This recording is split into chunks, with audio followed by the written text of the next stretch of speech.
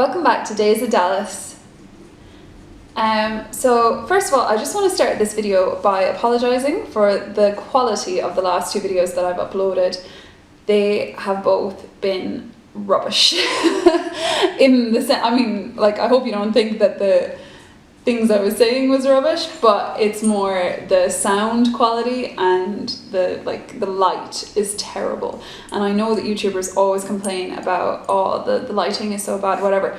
But seriously, it looks like those last two videos were filmed on a potato, and the camera is actually really, it's pretty decent. Dallas, ow, ow, ow, ow, ow, ow, ow, ow, oh my God, get off. Sorry.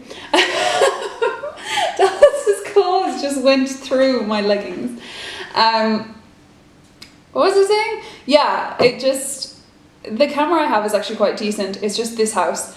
The way that it was built, the sun never ever hits it, no matter what room you're in, bedroom, kitchen, bathroom, hallway, it doesn't matter, the sun does not hit it. So unfortunately, that showed very much so in the last two videos. But from now on, I'm going to make an effort to try and film in brighter parts of the house and to be a little bit closer to the camera so maybe you can hear a little better. Look at this. What are you doing?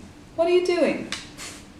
Today, I just wanted to film a quick video about one thing that since I've had Dallas, I really did wrong. And I've learned from my mistake now. And I just wanted to share with anybody out there who might be thinking about getting a dog and might make the same mistake that I did. So basically, we got Dallas back in July and we were feeding her we fed her several different brands of dog food. In the beginning we were feeding her little dog food, like wet tins of dog food, and we realized very quickly that that wasn't going to fly. Then we started feeding her pedigree chum, wet dog food. Then we switched to dry pedigree chum. Then we switched to a brand called Perfect. And when we first got Dallas, I never gave her any scraps. I didn't give her any human food. She didn't want any human food. She didn't ever beg when we were eating dinner or whatever at the table. She never came over. She didn't know what human food was, so she never came to get any. And then at some point, people food started filtering into her life where, and it certainly wasn't Jamie because he's very good at not giving her anything.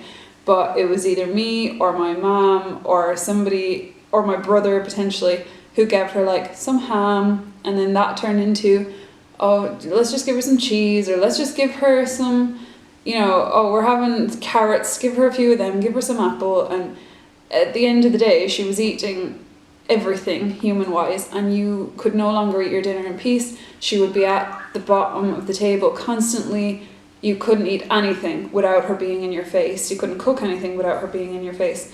And I was like, gee, I miss those days when she didn't beg. And of course it was my own fault because I was giving her human food. Every time I cut a pepper, I'd give her some pepper. Every time I cut a carrot, she'd get half the carrot. And it just went on like that until about Christmas when she stopped eating her dog food at all. She just stopped eating it. She wouldn't eat it in the morning, she wouldn't eat it in the evening, and then she would throw up the next morning because her stomach was empty. She was just throwing up bile, and there was nothing we could do to get her to eat. So ultimately I brought her to the vet because I had to rule out that there wasn't something worse going on, and thank God there wasn't. But basically she was holding out for something tastier. She had gotten into her little doggy head that if I don't eat my dog food, they're going to feel sorry for me and they're going to give me some ham or they're going to give me some chicken just so I'll eat. And it was breaking my heart. It totally broke my heart because there's nothing worse. It wasn't just a day or two. It was 4 or 5 days where she just didn't eat, and it was the coldest weather of January, where she just sat on the couch shivering and shaking. I actually have I have a picture of her in a little blanket, which I will insert here.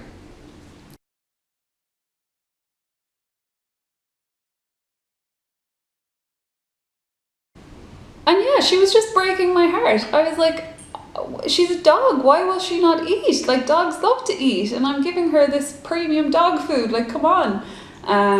But she just didn't want it. And the vet's advice was, you know, you can't go down this road again, you can't make this mistake again.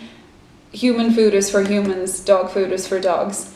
And he gave us a new kind of dog food, which is called Calibra. And you'd buy it from him, get a big massive bag of it for like €11, which is really good. It's cheaper than the other one too. And what we do now is we put 60 grams in the morning, 60 grams in the evening in a bowl with boiling water and allow it to cool. And that releases the scent of the food. So she really wants it. Like, by the time the water has cooled down, the smell of the food is so strong that she's like salivating. And since the day that we went to him and he gave us this new food, she has eaten every single meal. She no longer gets scraps. And within, I would say, a week, she stopped begging. Within a week of this new food and her not getting scraps, she had stopped begging completely. So now if I sit here eating my dinner, she'll go over there and sit down. I can sit on the couch and eat my dinner with her beside me and she won't even look up, and it's fantastic. So if I could go back to past Siobhan, I would be like, you bonehead, do not give her chicken, do not give her bacon, do not give her anything that is not dog food. It's such a rookie mistake, and it caused so much stress because for weeks she wasn't eating. I can't say she lost any weight. I don't know how that works, but thankfully the vet was able to help us. She's on new food and she is as happy as can be. She is sitting beside me at the moment with her little pink bone because she wants me to throw it. Dallas has recently learned how to fetch.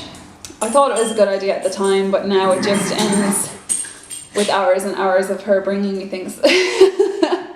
Okay, so my memory card just got full. And I can't remember where I was or what I was saying because I had to go off and change the battery pack and delete things off the memory card, which I'll probably regret later. But yeah, I think I was going on about Dallas learning how to fetch. I taught her how to fetch over Christmas, and since then she never stops bringing things back. This is actually a present my mum gave her, and it was the absolute winner of Christmas. That's irritating, isn't it? Fetch! Not great throwing.